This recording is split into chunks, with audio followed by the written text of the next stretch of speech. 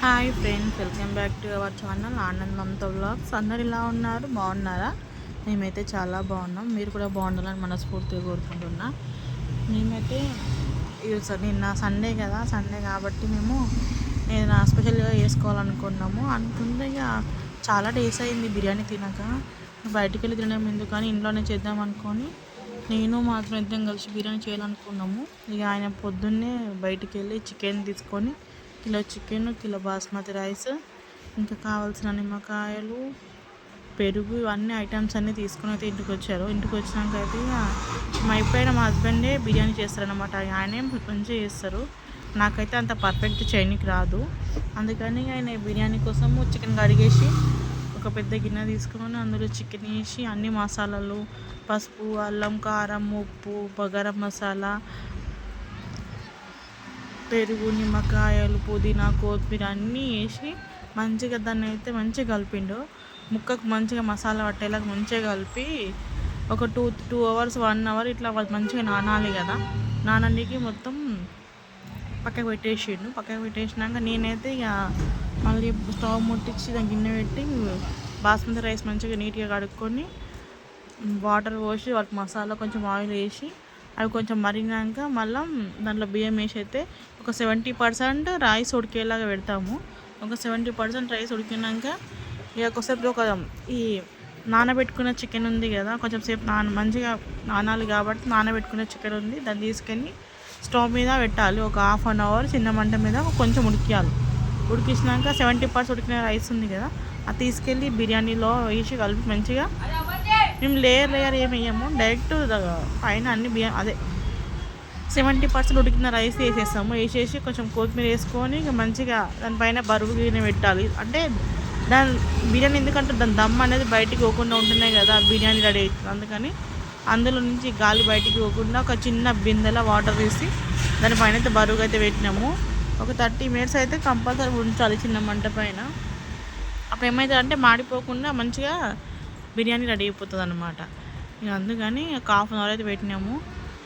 ఇవి పెట్టాకైతే పెట్టేసామైతే ఇంక ఇంట్లో పనులు ఉంటే చిన్న చిన్న పనులు అయితే నేనైతే 1/2 అవర్లో బాసలు తోమేసిన, ఇక ఇల్లంతా ఊడ్చేసి నీట్గా వదిలేసిన.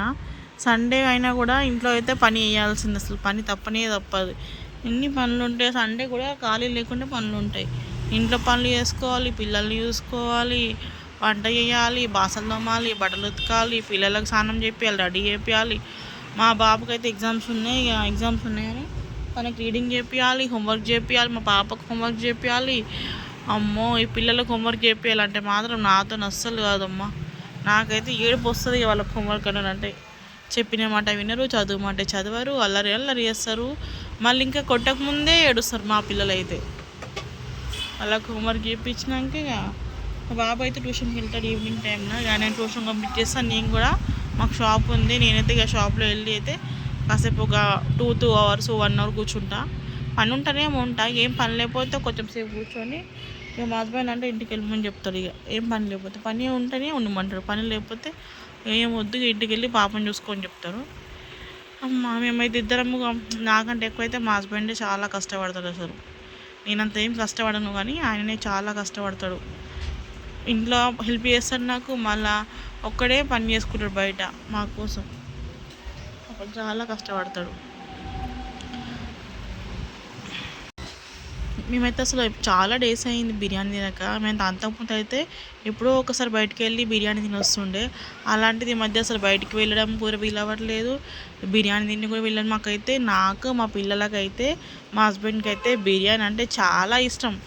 ఇంట్లో ఇక బిర్యానీ ఉందంటే ఇక తినాల్సిందే, లాగించాల్సిందే అంటాం మేమైతే.